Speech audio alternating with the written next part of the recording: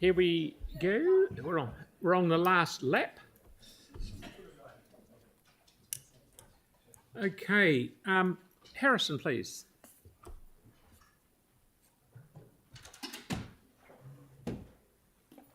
Now, Harrison, you're in here twice. Do you want to? You'll just roll one into the other, or is it how you want to do it? Okay, that's right. So you got 10 minutes. Cool. You mate. Tēnā koutou, councillors.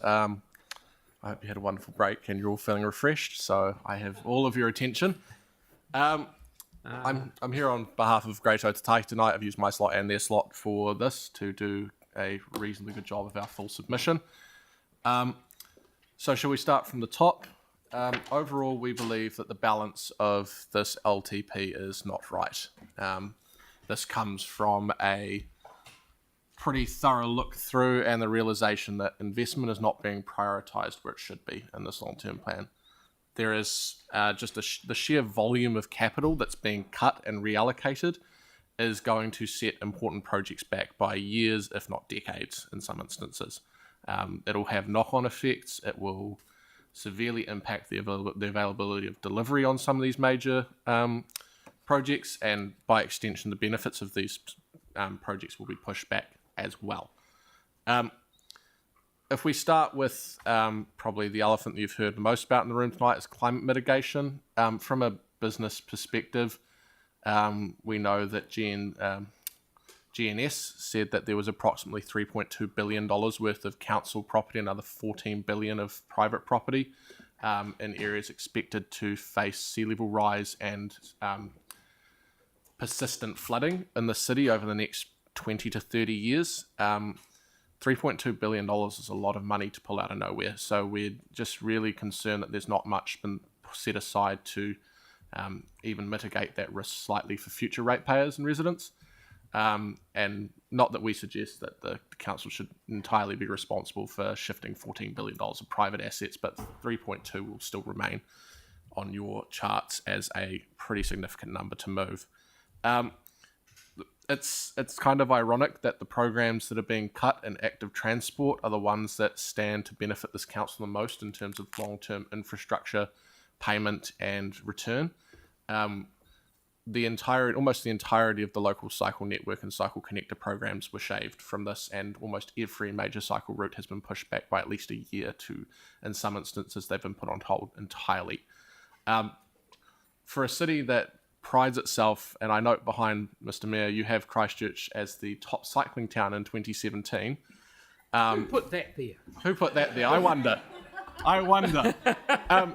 For a council that prides its and a city, I've been conned. You entirely have. For a city that prides itself on its cycle networks, the delivery of this program now is more important than ever.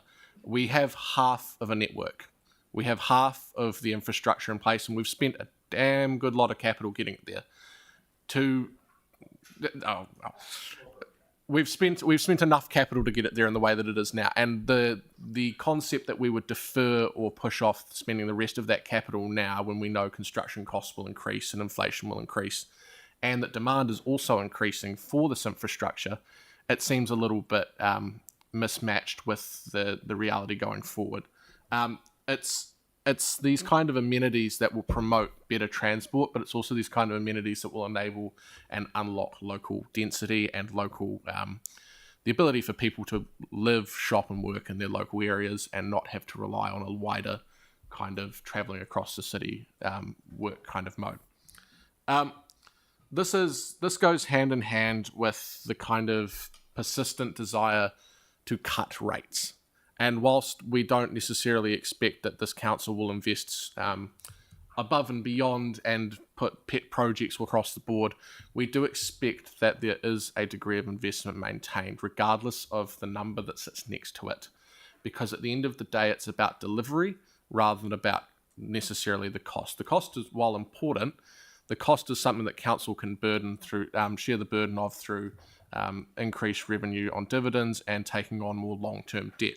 It is the lack of delivery and service that will impact the people of Christchurch. And so when we look at the way and the kind of the slashing that has happened in this long-term plan, it's very concerning that it's coming alongside the idea that we should be cutting rates when in actuality, if you want to promote GDP, the council should be investing more in unlocking and removing barriers. It's kind of got a real tone, this long-term plan, that it's about protecting bank accounts now in exchange for the future. And so what we're really kind of trying to understand here is the rationale behind saving 2% now, when we know that if the way that this long-term plan is laid out, the way we've looked at it, it will require council to basically borrow to pay for OPEX in 2029, 2030, we believe, in order to offset 1 and 1.2% of rate increases this next year and the year after that are associated with Te Kaha. So it's kind of like there is an ultimate trade-off in this plan with keep rates as low as possible now without regard for the future of the ratepayer, and knowing that down the line, we're not expecting inflation to drop to zero. We're not expecting things to get cheaper. In fact, we're expecting things to get more expensive. We've seen the kind of cost overruns that happen on major projects when they're left to time, and the kind of price that kind of puts on the ratepayer of unexpected increases in cost and inflation and insurance premiums going up, all of the things that you're all dealing with in this plan. We don't think time is really in your favour on that, and it never has been, and we don't think it ever will be. The idea that doing it later is, going to be more better for the ratepayer is kind of, it's almost gambling, that you're saying that the ratepayer later on will be able to pay a higher cost than the ratepayer now, who can pay it, but may not necessarily be the most receptive to it in certain framing. Because the framing is that this is about cutting rates and about keeping money, but actually the reality is it's cutting investment. And at the end of the day, you're cutting CapEx now, or pushing it back to basically save a little bit of money now that eventually will have to be paid. So we kind of have this, a few, I won't say demands are probably a strong word, suggestions, recommendations, or however you like to take them. So in our submission for our transport and the capital program, we are asking that all major cycle routes, local cycle network, and cycle connector programs be reinstated at the original funding, not at the amended funding. If you have a look, we have a number of other submissions within 7.1 and 7.5 surrounding kind of traffic improvements, safety improvements, and the like, that they should also be returned. We're also asking that the surf and craft projects that have been cancelled because of the withdrawal of government funding also be funded as well. They have a disproportionate impact on members of our community who live in the east, and that is a side of town that has traditionally seen less investment. You're looking at building trusts in the east. I know that. That's part of your plan. Removing funding from the east is not building that trust. It's depriving that trust of a base to work on. We're looking at that there should be climate change funding brought forward, and that there should be funding set aside now, or the beginning of funding being put aside now, to make up that projected shortfall in future to cover things like managed retreat, the kind of movement of people in the city, and that sort of stuff. And we're kind of looking as well to ask council staff to investigate in good faith land value rating. So that's the rating of land over property. We think that has a great potential in the city.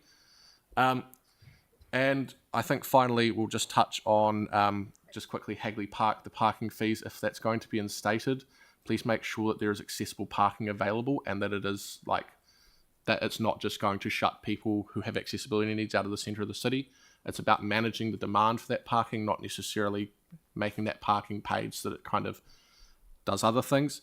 And that in future, there is a lot to be done with kind of quick, easy fixes. And we'd like to see them done, rather than umming and ahhing around the table. We know that some of the quickest, easiest fixes in the city have been some of the most successful. And that's what we want to see more of. Cool. Very good. Melanie, please. Thanks, Harrison. I was just wondering that with the new government and their new sort of funding mechanism, I guess, or priorities, do you think that that should influence the way councillors think about the projects you've asked to be brought forward again? I do think it's an important thing to consider, given that the draft policy statement on land transport does basically cut any funding for active modes to zero. However, we think that the benefits in the long term will outweigh any costs now. There's approximately $500 million worth of just basic, just road replacement money sitting in the long-term plan. Anything that can be done to reduce the wear and tear on our roads will help to keep that fund aside for better things in future. Otherwise, it will just disappear over time. So. Okay, thank you very much. Very, very, very good to listen to. Thank you. Thank you. Okay, Bronte.